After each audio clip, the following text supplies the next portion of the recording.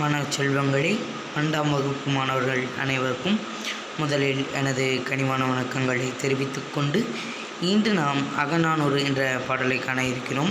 அதாவது 4வது இயலில் பாதுகாப்பாய் ஒரு பயணம் நான் வீடியோவாக கொடுத்துட்டேன் உங்களுக்கு. பார்த்த மாணவர்கள் ஓகே, பார்க்காதவங்க பார்த்துக்குங்க, அவ்வளோதான் ஓகேவா. ஏன்னா இதில் நான் திரும்பி நடத்த மாட்டேன், அதனால தான் அதில் வீடியோ கொடுத்துட்டேன். அது தெரியாத மாணவர்கள் பார்க்காதவங்க பார்த்துக்குங்க. இந்த பாடத்தில் உங்களுக்கு இந்த பக்கம் முழுவதும் very very very very important ஓகேவா. இந்த பக்கம் பார்த்து வச்சுக்கோங்க, இது ஃபுல்லாக சரிங்களா. அந்த லெசனில் very very very very important அப்படின்னு சொல்லலாம் ஓகேவா. இது ரொம்ப இம்பார்ட்டன்ட், அதை பார்த்து கொள்ளுங்கள். இதனைத் தொடர்ந்து அடுத்த 7 மதராசப்பட்டினம் சென்னை மாநகர் அப்படிங்கிறத பற்றி பார்த்துருந்தோம் சரிங்களா. சென்ற வகுப்பில் பார்த்துட்டோம். அப்புறம் அதை தொடர்ந்து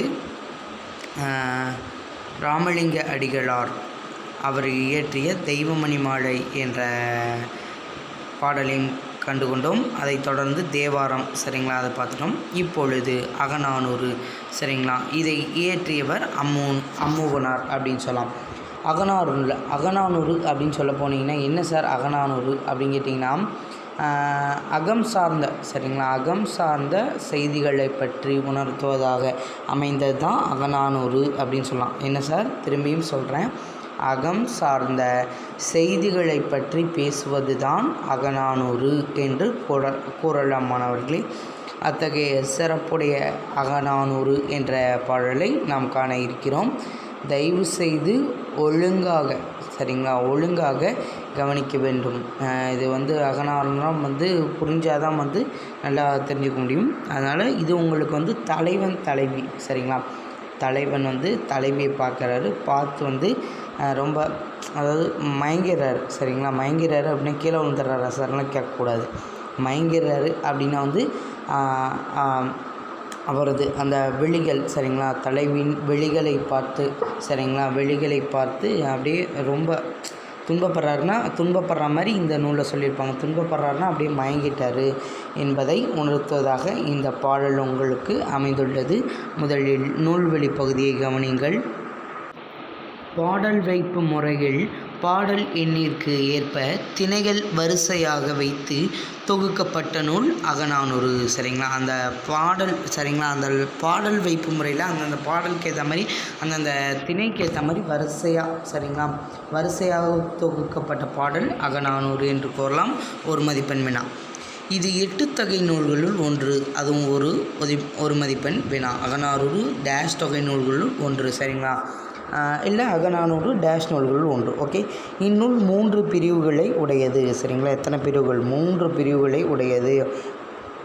களிற்றியானை நிறையில் 120, மணிமிடை பவளத்தில் 180,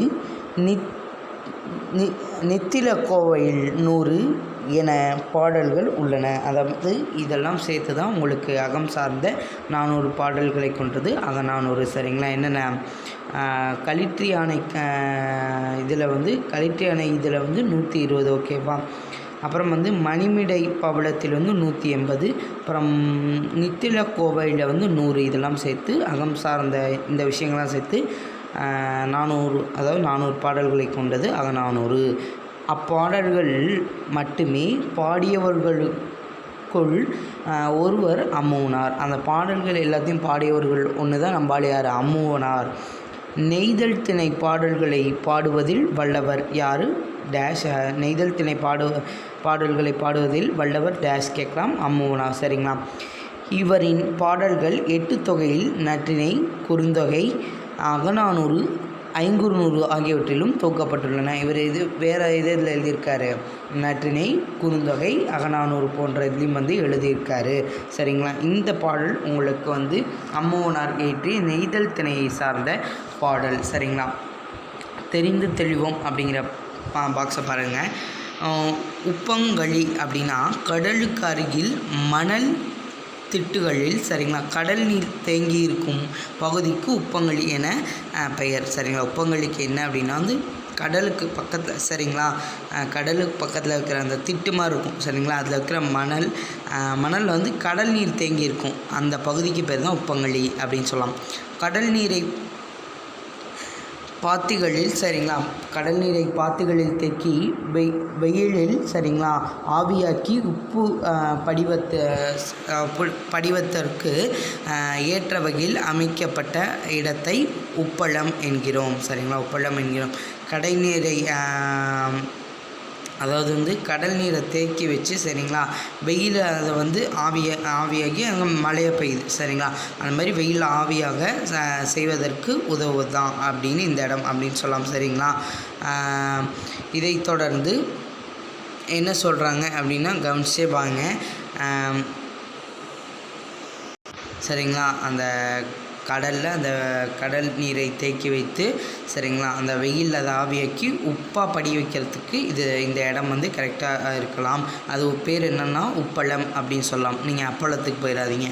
ஆடை போல் படியும் இந்த உப்பை கூட்டி சேகரித்து பக்குவப்படுத்தி விற்பனைக்கு அனுப்புவார். அந்த உப்பு சரிங்களா அந்த உப்பை கிடச்சோடனே அதை பக்குவப்படுத்தி சேகரித்து அதை வந்து விற்கிறதுக்கு அனுப்புவாங்க அப்படிங்கிறது தான் அவங்களுக்கு அந்த உப்பமொழினா என்ன அப்படின்னு கொடுத்துருக்காங்க. சரிங்களா, நுழைமுன் பகுதி பாருங்கள். மக்கள் வாழும் சூழலுக்கு தக்கவாறு அமையக்கூடிய தன்மை உடையது தொழில். சரிங்களா, மார்படிங்க. மக்கள் வாழும் சூழலுக்கு தக்கவாறு அமையக்கூடியது டேஷ் கேட்கலாம் தொழில் அப்படின்னு சொல்லலாம். பழந்தமிழர்களின் தொழில் நிலத்தின் இயல்பை சார்ந்து அமைந்திருந்தது. அதாவது பழந்தமிழர் சரிங்களா அவங்களோட தொழில் வந்து அவங்க வாழ்ந்த நிலத்தை சார்ந்தே அமைந்திருந்தது. இன்றும் கடற்கரையில் வாழும் மக்கள் சரிங்களா மீன் பிடித்தல் அப்புறம் என்ன உப்பு விளைவித்தல் போன்ற தொழில்களை செய்து வருகிறார்கள். இப்போ நீங்கள் என்னென்ன மீன் பிடித்தல் உப்பு விளைவித்தல் அந்த தொழில்களை இன்றைக்கும் வந்து செஞ்சுட்டு வராங்க. சரிங்களா, பண்டைய நெய்தல் நில மக்கள் தங்கள் வாழிடத்தில் உள்ள வளங்களை பயன்படுத்தி தொழில் செய்தனர். அதாவது பண்டைய நெய்தல் மக்களும் எதை சரிங்களா தங்களுடைய வாழும் இடத்தை வச்சு தான் சரிங்களா அந்த வாழும் இடத்துல உள்ள வளங்களை வைத்து தான் வந்து தொழில் செஞ்சாங்க. ஆண்களும் பெண்களும் வணிகம் செய்த செய்தியை சங்க பாடல்கள் புலப்படுத்துகின்றன. அதாவது ஆண்களும் பெண்களும் அந்த வணிகம் செஞ்சாங்க. சரிங்களா, அதில் அந்த பழங்காலத்தில் அந்த வணிகத்தில் பண்டமாற்று மாதிரி கேள்விப்பட்டிருப்பீங்க. காமர்ஸ் ஸ்டூடெண்ட்ஸுக்கு தெரியும். பண்டத்திற்கு சரிங்களா ஒரு பொருளுக்கு இப்போ வந்து கடையில் போய் ஒரு கிலோ அரிசி வாங்குறீங்கன்னு வச்சுக்கோங்க. சரிங்களா, 1 கிலோ அரிசி வாங்குறீங்கன்னா அதில் வந்து காசு கொடுத்துருவீங்க. அதே பழங்காலத்தில் நான் உனக்கு 1/2 கிலோ அரிசி தரேன், நீ எனக்கு 1/2 கிலோ பருப்பு கொடு, என்கிட்ட பருப்பு இல்லை உன்கிட்ட அரிசி இல்லை அப்படின்னு பண்டத்தை மாற்றிக்குவாங்க. அது பேர் தான் பண்டமாற்று முறை. சரிங்களா, இப்போ இந்த சங்க பாடல்களில் அந்த தொழில் கொடுத்து பாருங்கள். பெருங்கடல் வேடத்து சிறுகுடி பரதவர் இரங்கலி செருவின் உலா அது செய்த வெண்கல் உப்பின் கொள்ளை சாற்றி ஏற்றுள் விடர குன்றன் போகும் கதழ்கோல் உமணர் காதல் மடமகள் சில்கோல் எல்வனை தெளிர்ப்ப வீசி நெல்லின் நேரே வெண்கல் உட்பென சேரி விளையுமாறு கூறலின் மனைய விளையறி ஞமடி குறைப்ப வெறிய மதற்கயல் மழைப்பின் அன்னகன் எனக்கு இதயமுள் புனவன் புகை நிழல் கடுக்கும் மாமுது அள்ளல் அழுந்திய சாகாட்டு எவ்வந்தீர வாங்குன் தந்தை கைப்பூன் பகட்டின் வருந்தி வெய்ய உயிர்க்கும் நோயாகின்றே அப்படிங்கிறது வந்து உங்களுக்கான அகநானூறு பாடல். அதில் உங்களுக்கு நெய்தல் திணை என்பது சொல்லிட்டேன். கூற்று என்னென்னா தலைமகன்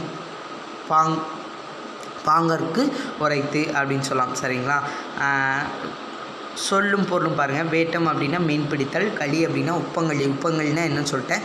சொரு அப்படின்னா வயல், கொள்ளை அப்படின்னா விளை, என்றுள் அப்படின்னா சூரியனின் வெப்பம். சரிங்களா, விடர அப்படின்னா மழை வெடிப்பு, கதல் அப்படின்னா விரைவு. சரிங்களா, உமணர் அப்படின்னா உப்பு வணிகர். சரிங்களா, எழ்வளை அப்படின்னா ஒளிரும் வளையில். சரிங்களா, அப்புறம் தெளிர்ப்ப அப்படின்னா ஒளிப்ப. சரிங்களா, விழி அப்படின்னா வெளி, அரி அப்படின்னா குரல் கேட்ட அப்படின்னு சொல்லலாம். ஞமலி அப்படின்னா நாய். சரிங்களா, ஞமலி அப்படின்னா நாய். இந்த வார்த்தையெல்லாம் மார்க் பண்ணி வச்சுங்க. வெறிய அப்படின்னா அஞ்சிய. மதற்கயல் அப்படின்னா அழகிய மீன். சரிங்களா, மதற்கயல் அப்படின்னா அழகிய மீன். புனவன் அப்படின்னா கணவன். சரிங்களா, புனவன் அப்படின்னா கணவன் அப்படின்னு சொல்லலாம். அள்ளல் அப்படின்னா சோறு, பகடு அப்படின்னா எருது. இப்போது அந்த பாடலின் பொருள் பாருங்கள். பாடலின் பொருள் நல்லா கவனிங்க. பரதவர் பெரிய கடல் பரப்பில் மீன் வேட்டையாடுவார். மீன் வேட்டையாடுவர். அதாவது வந்து பரதவர் அப்படிங்கிறவங்க அந்த மீன் வேட்டையாடுற மீன் பிடிக்கிறவங்க. நிலப்பரப்பில் உப்பங்களில் சரிங்களா உப்பளங்களில் சரிங்களா உழவு செய்யாமலே உப்பை விளைவிப்பார். என்ன பண்ணுவாங்க, உப்பங்கள் அந்த அந்த இடம் பற்றி சொல்லியிருந்தாலும் உப்பங்களை பற்றி அந்த இடத்துல உழவு செய்யாமலே அந்த உப்பை வந்து விளைவிப்பாங்க. அந்த வெண்ணிற கல்லுப்பை உப்பு வணிகர் தங்களது வண்டியில் ஏற்றி செல்வார். அந்த விளைவித்த உப்பை வந்து வண்டியில் ஏற்றி வணிகர்கள் வந்து விற்க செல்வாங்க.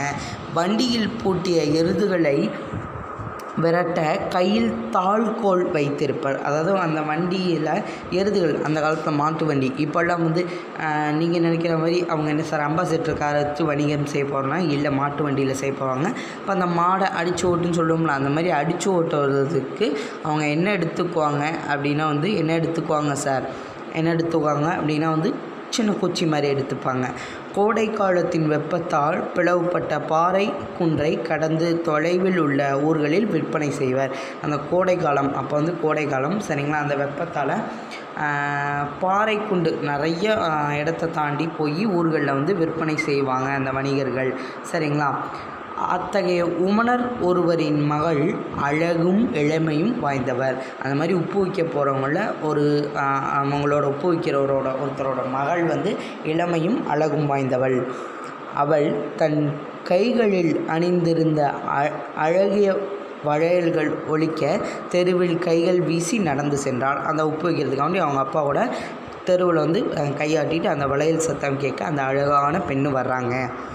அங்கு உப்புக்கு மாற்றாக நெல்லை தந்து உப்பினை பெற்றுக்கொள்ள வாரீரோ அப்படின்னு கூவினான் சரிங்களா. அதாவது பண்ட மாற்று முறைன்னு சொன்னல, இதுக்கு தான் அந்த செய்தியை சொன்னேன்.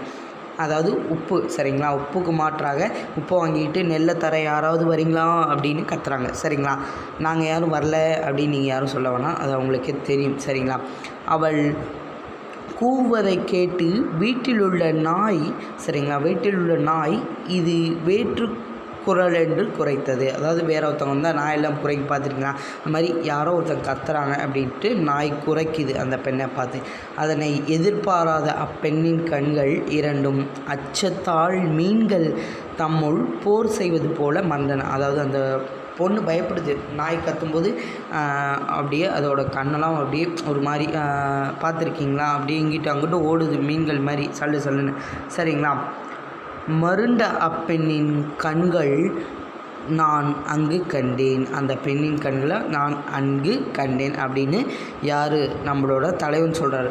அந்த இடத்துல ஒரு சாங் கூட போட்டுக்கலாம், விழியதில் விழுவேனா, நம்மால் விழுந்துட்டார் சரிங்களா. அதை பார்த்து அப்படியே நான் அப்படியே ஷாக் ஆகிட்டேன். அந்த மாதிரி அவர் நம்மால் வந்து யார் தலைவன் வந்து ஷாக் ஆகிட்டார் சரிங்களா. அந்த பெண்ணை பார்த்துட்டு சாங் போயிட்டார். ஏன்னா வந்து அவ்வளோ அழகாக இருக்காங்க, அழகான பெண்களை பார்த்தா நம்ம அந்த நேரத்தில் நம்மளுக்குள்ளேயே நம்மளுக்கு ஏற்காத மாதிரி சாங் வரும். அந்த மாதிரி நம்மால் வந்து வெளியதில் விழுவேனா இனி உன்னை விடுவேனா அப்படின்னு அங்கே ஒரு சாங் போயிட்டார்.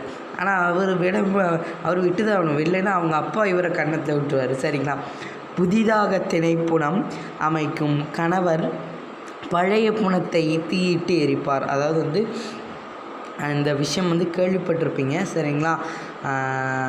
ஏதாவது ஒரு விஷயம் புதுசாக செய்கிறோம்னா அந்த பழைய விஷயத்தில், அதாவது வடிவல் சொல்கிற மாதிரி ஒரு தடவை யூஸ் பண்ண இன்னொரு தடவை யூஸ் பண்ணக்கூடாது. அது மாதிரி கணவர் வந்து புதிதாக ஒரு விஷயம் ஏற்படும் போது பழைய விஷயத்தை தீயிட்டு எரிப்பார். அப்பொழுது உண்டாகும் கரும் புகை போன்ற கருஞ்சோற்றில் அப்பெண்ணுடைய தந்தையின் உப்பு ஏற்றி செல்லும் வண்டி சிக்கி கொண்டது சரிங்களா. அந்த மாதிரி போகிற வழியில் அந்த பெண் யார், அந்த அழகான பெண்ணு தலைவன் பார்த்துட்ருக்காரு. அந்த பெண்ணோட அப்பாவோட வண்டி வந்து சிக்கி கொண்டது, ஒரு குழி போல் இடத்துல சிக்கி கொண்டது. அவ்வண்டியை சேற்றிலிருந்து துன்பத்துடன் மீட்க முயன்ற எருதிற்கு அவள் தந்தை உதவி செய்தார். அதாவது அந்த சேத்துல மாட்டிட்டு எருது வந்து மாட்டிக்கிச்சு, எருமை, அது வந்து கஷ்டப்பட்டு மீண்டு வரதுக்கு அவங்க தந்தை வந்து உதவி செய்தார். அந்த எருது அடைந்த துன்பம் போல அவள் கண்களால் நான் துன்புறுகிறேன். அதாவது அந்த எருது வந்து எப்படி சேல மாட்டிக்கிட்டோ அந்த மாதிரி நான் இவ கண்ணை பார்த்தோன்னே நான் மாட்டிக்கிட்டேன் சரிங்களா. அதான் மாட்டிக்கிச்சுன்னு ஒரு பாட்டு வருவாங்களே அந்த மாதிரி. ஆனால் மாடு வெளியே வந்துடு, நம்ம ஆளால் வெளியே வர முடியலை என்று ஒரு அழகான விஷயத்த உங்களுக்கு சொல்லார்.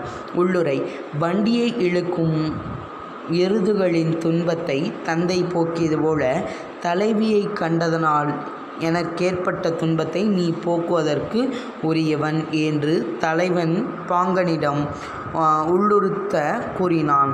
எருதை தலைவனுக்கும் தந்தையை பாங்கனுக்கும் உப்பின் எடையால் எருது வருந்தும் நிலையை காதல் வருந்தற்கும் உள்ளுரையாக வைத்து பாடல் புனைப்படுகிறது. அதாவது அந்த எருதுகள் மீண்டு வர அவங்க அப்பா ஹெல்ப் பண்ணுறாரு. என்னோட காதல் வருவதற்கு யார் பாங்கன் அப்படின்னா நண்பன், நீ ஹெல்ப் பண்ணு அப்படின்னு சொல்கிறான். சரிங்களா. எருதை தலைவனுக்கும் தந்தையை பாங்கனுக்கும் சரிங்களா. அந்த எருது தந்தைய எருது தலைவனாக வச்சு தந்தை யார் நண்பனாக நினச்சி சரிங்களா. உப்பின் எடையால் எருது வருந்தும் நிலையை காதல் வருந்துதற்கும் உள்ளுரையாக வைத்து இது உங்களுக்கு புரியும்னு நினைக்கிறேன். இப்போ சொல்கிறேன் பாருங்கள். அதாவது அந்த இடத்துல தலைவன் என்ன சொல்ல வர்றாருன்னா, எருது தலைவனாக நினச்சிக்கணுமா. ஏன்னா அதுக்கு தான் அந்த எருதுக்கு தான் தந்தை ஹெல்ப் பண்ணுறாரு.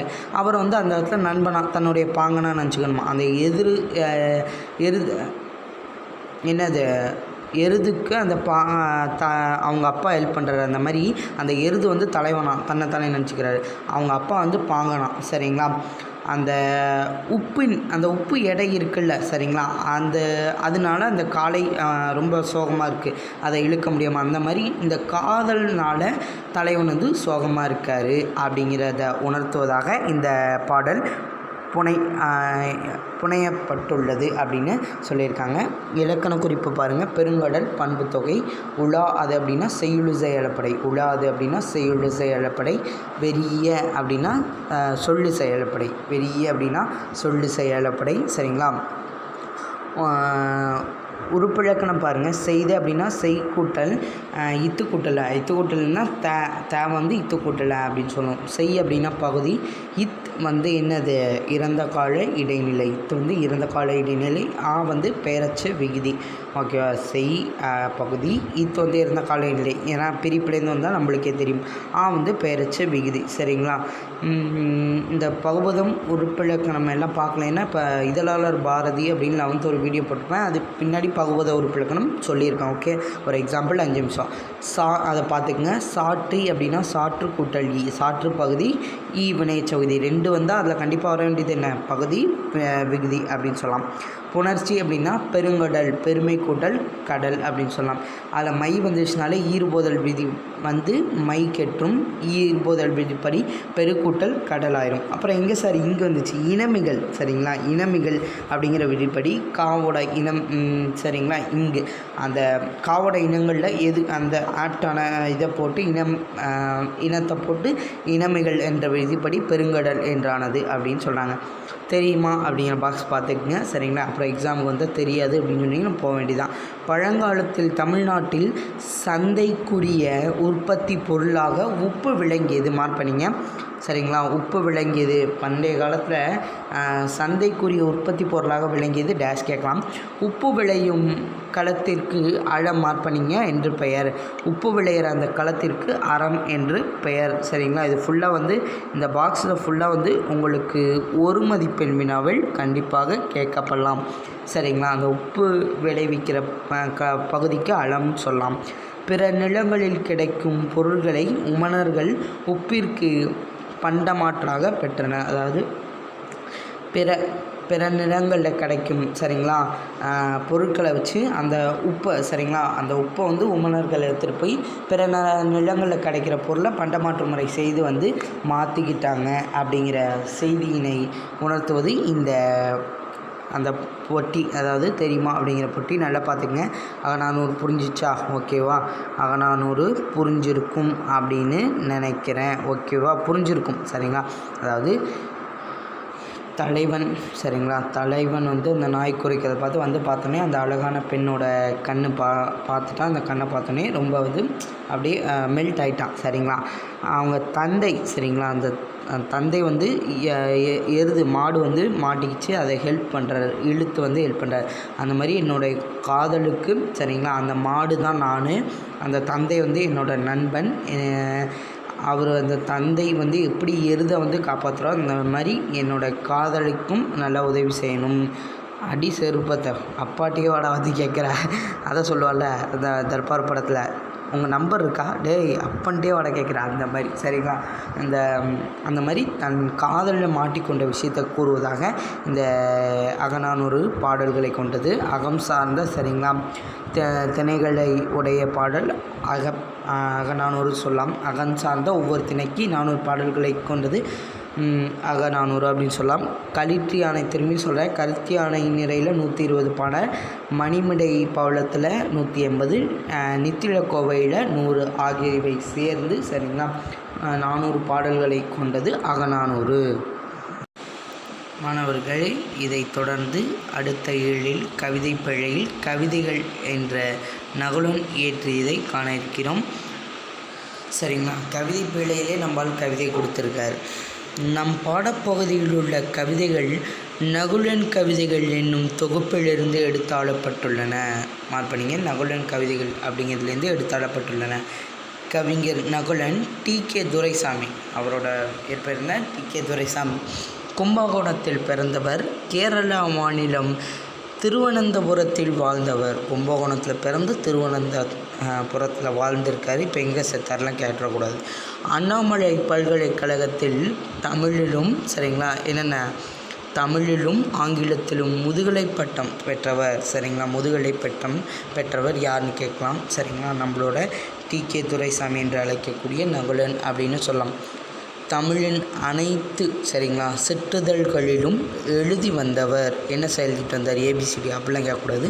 சிற்றுதழ்களில் நிறைய விஷயங்கள் எழுதிட்டு வந்தவர்.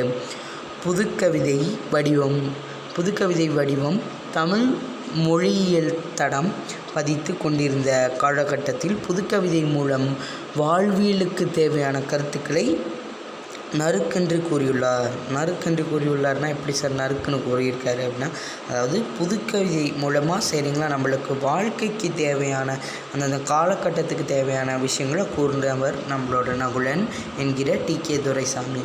இவர் சொல் விளையாட்டுகளோ வாழ்க்கை பற்றிய எந்த குழப்பமோ இன்று தெளிவான சிந்தனையோடு கருத்துக்களை உரைத்துள்ளார். அதாவது நம்ம எதுவும் குழப்பாத மாதிரி தெளிவான கருத்துக்களை கூறியவர் யார் அப்படின்னா நம்மளோட துரைசாமி என்று கூறக்கூடிய நகுலன் அப்படின்னு சொல்லலாம்.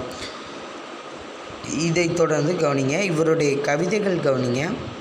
3, 5 சரிங்களா 3, 5 கண்ணாடியாகும் கண்கள், நாய்கள், வாக்குமூலம், சுருதி சரிங்களா உள்ளிட்ட சிறு சிறு தொகுதிகளாக வந்துள்ளன இவரோட கவிதைகள்லாம். இவர் 7 புதினங்களையும் எழுதியுள்ளார். மார்பணிங்க எத்தனை 7 புதினங்கள். பாரதியின் சரிங்களா கவிதைகளை ஆங்கிலத்தில் மொழிபெயர்த்தவர் யார் அப்படின்னா நம்மளோட நகுலன் என்று அழைக்கக்கூடிய துரைசாமி. நுழையும் முன் பகுதி கவனியுங்கள் மாணவர்களே. பாரதிக்கு பின்னர் வந்த காலகட்டத்து கவிதைகள் பலவற்றையும் பற்றிய சிந்தனைகளை செறிவாக, குறிப்பாக, முரணாக, அழகிய தொடராக தருவதற்கு முயன்றன. அதாவது பாரதியாருக்கு அப்புறம் அவர் அப்படி கவிஞர், அப்படி சிறந்த கவிஞர் அப்படின்னு சொல்லும். அவர் காலத்துக்கு அப்புறம் அந்த கவிதைகள் சரிங்களா நிறையா சரிங்களா கரெக்டாக நல்லா பண்ணணும்லாம் நினச்சாங்க சரிங்களா. அப்படிலாம் பண்ணணும்லாம் நினச்சாங்க சரிங்களா. ட்ரை பண்ணாங்க. பட் அது மாதிரிலாம் வர முடிஞ்சுதா அப்படிங்கிறது சொல்ல முடியாது. ஏன்னா அவருடைய கவிதைகள்லாம் வேறு லெவல். ஓகேவா. புதுக்கவிதை வடிவம் இதற்கு ஏற்றதாக இருந்தது.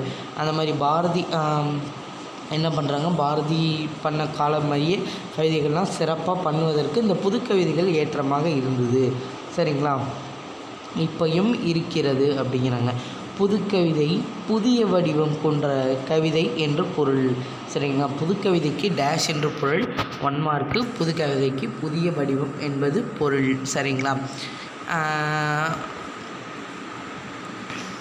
வணக்கமானவர்களே, புதிய வடிவம் கொண்ட கவிதை என்று பொருள் மட்டும் அல்ல.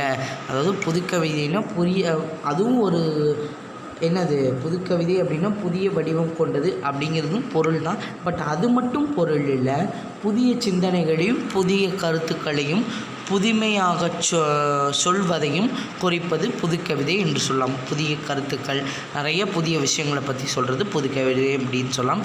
ஒரு எக்ஸாம்பிள், இருப்பதற்கென்று தான் வாழ்கிறோம், இல்லாமல் போகிறோம். அதாவது இருப்பதுக்கு தான் நம்ம வாழணும் சரிங்களா, ஆனால் இல்லாமல் போயிடுறோம் சரிங்களா அப்படிங்கிறாங்க. மூச்சு நின்று விட்டால் பேச்சும் அடங்கும் சரிங்களா. அதாவது மூச்சு நின்றுட்டா என்ன ஆகும், அதாவது நம்ம லைஃப்பில் வந்து அந்த ஹார்ட் பீட், அதாவது மூச்சு நின்றுட்டா நம்மளோட பேச்சும் நின்றுடும் சரிங்களா.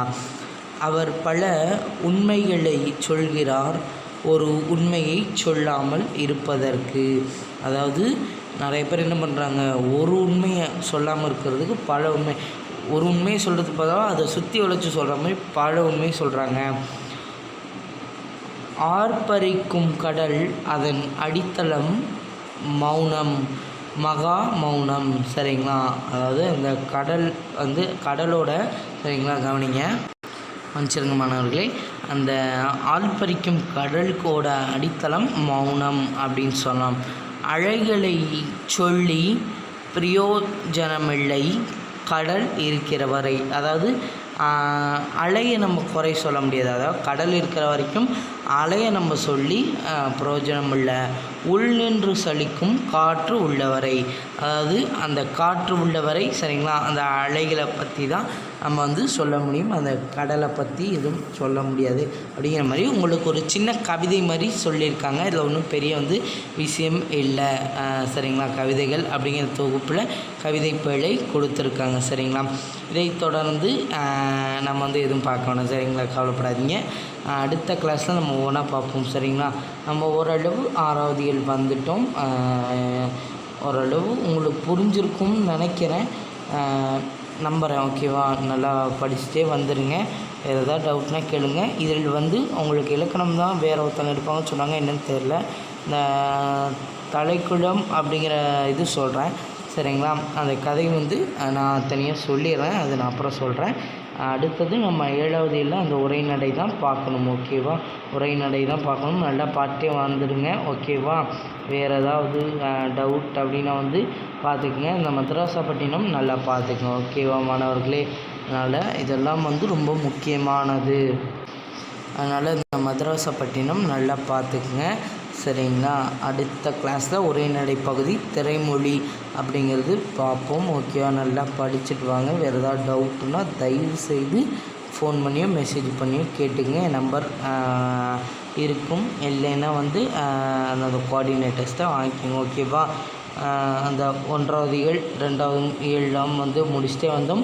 ஓரளவு நம்ம வந்து இப்போ 5வது இயல் முடிச்சிட்டோம் சரிங்களா.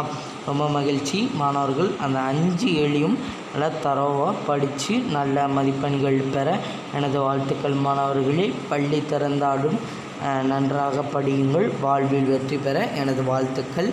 உங்களது பெற்றோர்கள் ஆசையுடனும் கடவுளின் ஆசையுடனும் வாழ்க்கையில் நீங்கள் மென்மேலும் வளர்ந்து பெரிய நிலைக்கு வாழ்க்கையில் வர வேண்டும் என்று வாழ்த்தி விடைபெறுகிறேன். நன்றி மாணவர்களே.